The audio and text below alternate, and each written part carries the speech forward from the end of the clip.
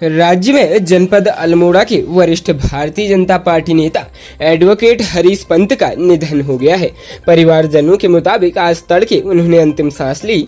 वह भारतीय जनता पार्टी महिला मोर्चा की प्रदेश उपाध्यक्षा किरण पंत के ससुर थे। खबर सुनते ही उनके साईं बाबा मंदिर अल्मोड़ा के बगल में स्थित भवन पर लोगों का आना जाना शुरू हो गया। उनके निधन से पूरे क्षेत्र में शोक की लहर है। उनकी अंतिम यात्रा दोपहर को विश्वनाथ घाट को प्रस्थान की। स्वर्गीय पंत खंडूड़ी सरकार में दर्जा मंत्री भी रहे। उन्हें उत्तराखंड विधि आयोग के उपाध्यक्ष पद का दायित्व दिया गया था। उनकी बहू किरण पंत ने अपनी फेसबुक पोस्ट पर उनके निधन की सूचना साझा की है।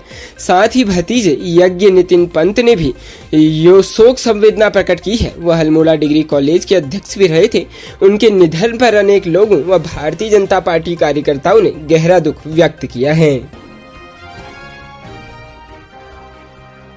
राज्य उत्तराखंड के रुड़की में साउथ सिविल लाइंस में बारिश से हुए जल भराव के पानी को निकासी को लेकर दो कॉलोनी के लोग आमने सामने आ गए और टकराव की स्थिति बन गई। टकराव को देखते हुए मौके पर भारी पुलिस बल और सुरक्षा बल के जवान तैनात किए गए हैं। रुड़की में दिल्ली रोड पर साउथ सिविल लाइंस कॉलोनी में बारिश होने से भारी जल भराव हो गया है। यहाँ तक कि घरों में 2 से 3 फीट तक पानी अभी भरा हुआ है, जिससे स्थानीय लोगों को भारी परेशानी का सामना करना पड़ रहा है। पिछले 5 दिन से पानी की निकासी नहीं होने पर रविवार को साउथ सिविल लाइंस कॉलोनी के लोग इकट्ठा होकर हाईवे पर पहुंचे और खुद ही जेसीबी के जरिए नाला खुदाई का काम शुरू कर दिया। नाला खुदाई को लेकर साउथ सिविल लाइंस के सामने बनी कॉलोनी के लोग भी सामने आ गए और विरोध जताया। दोनों कॉलोनी के लोग आमने सामने आए तो टकराव की स्थिति बन गई और मौके पर जमकर हंगामा हो गया। साउथ सिविल लाइंस कॉलोनी के लोग नाला खुदाई पड़े हुए हैं, जबकि सामने वाली कॉलोनी के लोग नाला खुदाई का विरोध कर रहे हैं। टकराव की स्थिति को देखते हुए मौके पर जॉइंट मजिस्ट्रेट अभिनव शाह और एसपी देहात एसपी सिंह भारी पुलिस बल और सुरक्षा बल के जवानों को लेकर मौके पर पहुंचे और मामला शांत कराया। साथ ही पानी की निकासी को लेकर दोनों कॉलोनी के लोगों से वार्ता कर रहे हैं। उधर ट्रैक्टर ट्रॉली से कॉलोनी की कई महिलाएं उनके पर घर पहुंची और पुलिस प्रशासन के खिलाफ जमकर नारेबाजी की। पुलिस अधिकारी कॉलोनी के लोगों से वार्ता कर रहे हैं, लेकिन अभी भी मामले में टकराव की स्थिति बनी हुई है। राज्य के हल्द्वानी में एक महिला अपनी बहू पर मारपीट का आरोप लगाया है। आरोप है कि बहू के माता पिता व एक अन्य महिला भी आए दिन उसे मारते पीटते रहते हैं। महिला ने आरोपियों से जान माल का खतरा बताया है। पुलिस को सौंपी तहरीर में सुभाष नगर निवासी कमला जोशी ने कहा है कि बीती 26 जून को उसकी बहू लता जोशी अपने माता पिता और एक अन्य के साथ उसके कमरे में आ धमकी और बेवजह गाली गलौज करने लगी। जब उसने इसका विरोध किया तो चारों मारपीट पर उतारू हो गए। आरोप कि लता ने उसके बाल पकड़ लिए और उसके माता पिता ने उसके पैर में लोहे की रॉड से हमला बोला। पीड़िता का कहना है कि आरोपी पूर्व में भी उसके साथ कई बार मारपीट कर चुके हैं। पीड़िता ने आरोपियों से जानमाल का खतरा बताते हुए पुलिस से उचित कार्रवाई की मांग की है। तहरीर के आधार पर पुलिस ने मुकदमा दर्ज कर अपनी कार्रवाई शुरू कर दी है। प्रदेश के जनपद नैनीताल के भवाली रोड पाइंस शमशान घाट के पास घने कोहरे के चलते एक गाड़ी अनियंत्रित होकर गहरी खाई में उतर गई, जिसमें सवार 3 लोगों में से एक की जान चली गई, जबकि 2 घायल हैं जिनका उपचार चल रहा है। जानकारी के अनुसार भवाली रोड पाइंस शमशान घाट के पास एक वाहन घने कोहरे के चलते गहरी खाई में जा गिरा। चीख पुकार सुनकर राहगीर मदद के लिए रुक गए। गाड़ी में 3 लोग सवार थे। भवाली मार्ग में अत्यधिक घना कोहरा होने के कारण गाड़ी के गिरने की गहराई भी अंदाज नहीं लग रही थी। घना कोहरा होने पर वाहन खाई की तरफ काफी नीचे चला गया। खाई की ओर से चीख पुकार की आवाज सुनकर मदद को आए राहगीरों ने पुलिस और 108 को सूचना दी।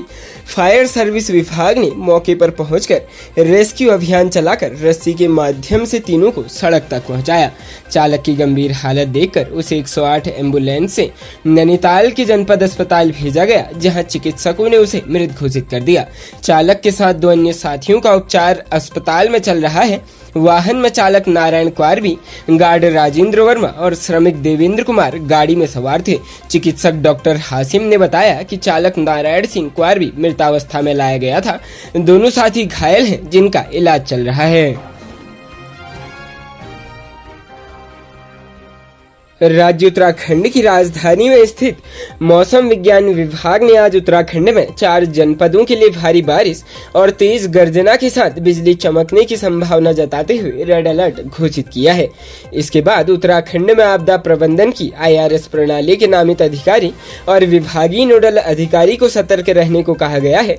मौसम विज्ञान विभाग उत्तराखंड ने उत्तराखंड में 4 जनपदों में आज रविवार और सोमवार 16 जुलाई को भारी बारिश की संभावना जताई है।